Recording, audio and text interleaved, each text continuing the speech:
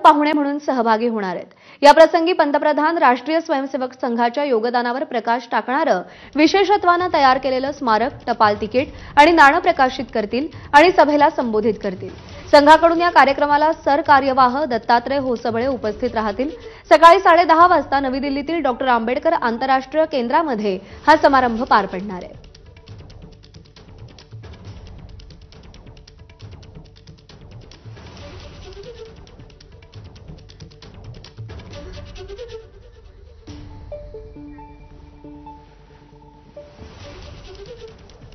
पंतप्रधान नरेंद्र मोदी आज एका विशेष डाक तिकिटाचं अनावरण करणार आहेत आणि यासोबतच एक विशेष कॉइन नाणं देखील जारी केलं जाणार आहे। राष्ट्रीय स्वयंसेवक संघाला 100 वर्ष पूर्ण होत आहेत त्या निमित्ताने आणि नवी दिल्लीतील आंबेडकर इंटरनॅशनल सेंटरमध्ये हा कार्यक्रम होणार आहे। राष्ट्रीय स्वयंसेवक संघाचे सरकार्यवाह दत्तात्रय होसबळे या कार्यक्रमाला उपस्थित राहणार आहेत। डॉक्टर मोहन भागवत हे सरसंघचालक म्हणून विजयादशमीच्या निमित्ताने काय देशासमोर जगासमोर भाषण करणार आणि त्यापूर्वी राष्ट्रीय स्वयंसेवक संघाचे स्वयंसेवक असलेले देशाचे पंतप्रधान नरेंद्र मोदी हे त्यापूर्वी एक दिवस आधी काय बोलणार याकडे सगळ्यांचं लक्ष लागलेलं आहे।